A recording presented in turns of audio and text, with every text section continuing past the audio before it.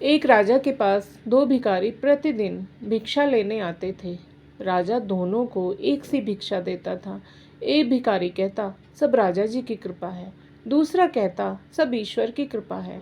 राजा को बहुत अटपटा लगता कि दान मैं देता हूँ, कृपा ईश्वर की कहता है, लेकिन ईश्वर से तो अब प्रतिस्पर्धा नहीं कर सकता था। एक दिन राजा सोचता है कि जो भिखारी कहता है राजा जी की कृपा है, मैं चुपचाप उसकी मदद कर दूंगा, क्योंकि दोनों इकट्ठे आते हैं, इसलिए भिक्षा तो एक सी देनी पड़ेगी। अगर एक को ज़्यादा दी तो मेरा नाम खराब होगा।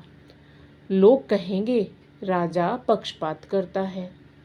अगले दिन राजा ने दोनों को एक सा दान दिया, लेकिन जो भिखारी कहता राजा जी की कृपा है, उस भिखारी को राजा कहता है कि तुम आज उस मार्ग से जाओ जिससे मैं रोज जाता हूँ। जब वह भिखारी इस बाग के मार्ग से निकल रहा था तो वहाँ के फूलों की सुगंध, बाग की साफ सफाई देखकर मंत्रमुग्ध हो गया। वह सोचने लगा, इतना स्वच्छ मार्ग है, क्यों ना मैं आंख बंद करके जाऊं, ताकि मैं फूलों की सुगंध अच्छे से महसूस कर सकूं। अगले दिन जब वह फिर से भीख मांगने आता है तो राजा जी हैरान हो जाते हैं। राजा उससे पूछते हैं, तुमने कल बाग में क्या क्या देखा? वह कहता है कि वहाँ की साफ सफाई और फूलों की खुशबू के कारण आधा रास्ता तो मैंने अपनी आंखें बंद करके पार कर लिया था, ताकि मैं फूलों की खुशबू महसूस कर सकूं। राजा जी समझ जाते हैं कि रास्ते में रखी सोने की मोहरें तो इसने आंख बंद होने के कारण देखी ही नहीं है। फिर भी राजा ने हार नहीं मानी। अगले दिन दोनों को अलग अलग समय पर बुलाता है। जो भिखारी कहता था राजा जी की कृपा है, उसे पहले बुलाकर एक तरबूज देता है और दूसरे भिखारी को रोज की तरह जितनी भिक्षा देनी होती है उससे एक सिक्का ज़्यादा देता है। भिखारी अगले दिन फिर से राजा के पास भीख मांगने आ जाता है। राजा उससे पूछते हैं, तरबूज मीठा था? भिखारी हाँ कह देता है, लेकिन राजा समझ जाता है कि तरबूज तो इसने काटा ही नहीं है। लेकिन उस दिन दूसरा भिखारी आता ही नहीं है।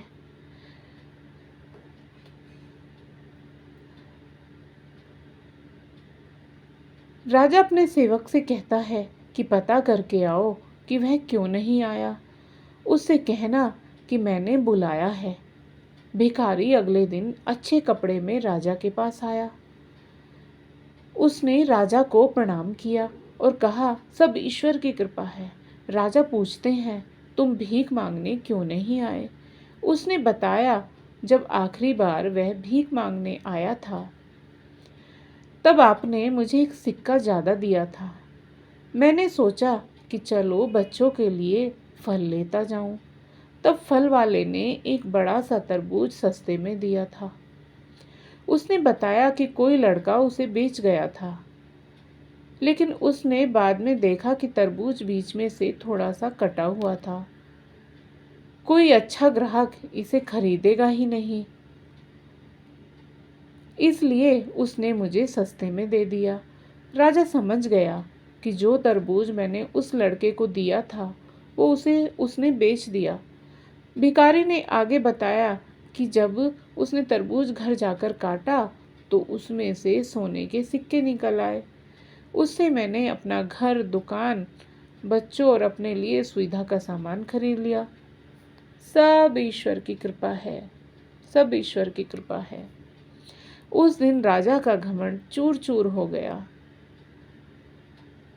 जिसे मैं चाहकर भी अमीर नहीं बना सका, उसे ईश्वर ने एक झटके में अमीर बना दिया।